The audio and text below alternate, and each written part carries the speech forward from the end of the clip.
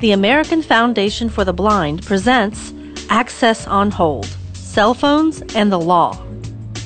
Various teenagers and adults calling and texting on cell phones.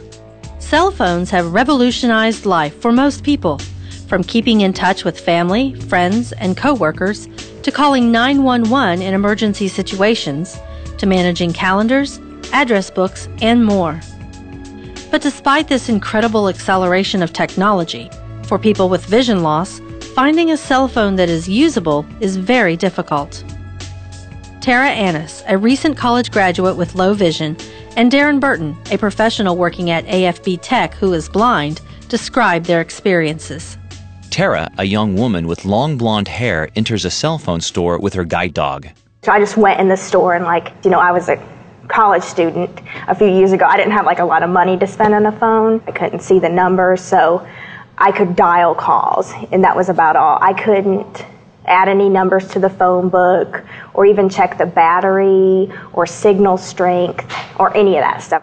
A woman in the store hands Tara a red cell phone. Then, Darren, a man with wavy light brown hair, sits in an office. Realistically, when a person goes into a cell phone store for the first time, they're probably not going to find much at all that's available. The problem is, when you go to the store, the folks working at the stores often haven't been trained or don't know about the options that are available. And I would say 99 times out of 100, the person is given back a blank stare. I don't know. Here, try this phone. This is good for blind people. It has big buttons.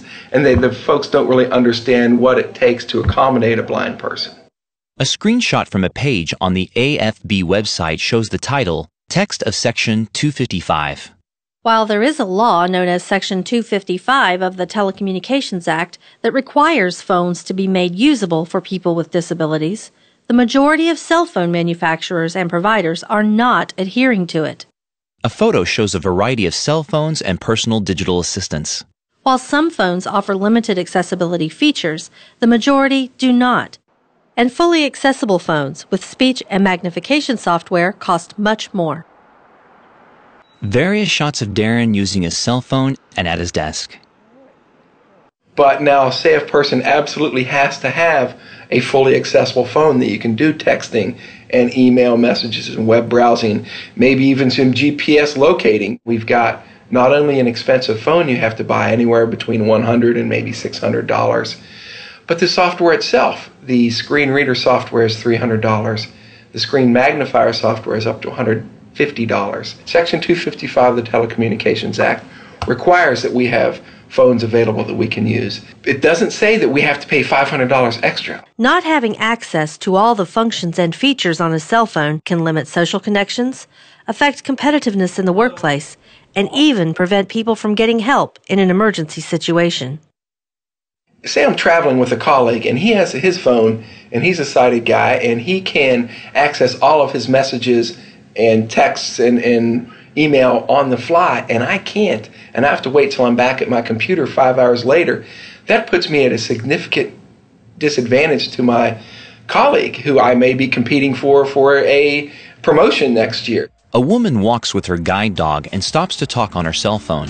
Then, a man squints as he tries to see his cell phone screen. Tara speaks to a saleswoman at the cell phone store. With today's advanced technologies, there should be no barriers to developing cell phones that comply with Section 255.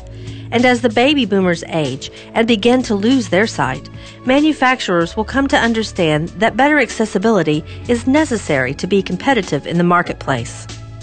An understanding of the needs of people with vision loss and better training of engineers and sales staff are critical steps to achieving full compliance with the law and meeting its intention of making cell phones that work for everyone. I think the perfect world would be when you could go into a store and the customer service personnel would be aware of what they have and there would be more choices. For more information on accessible cell phones and Section 255, visit www.afb.org/cellphones. This video was copyrighted in 2009 by the American Foundation for the Blind.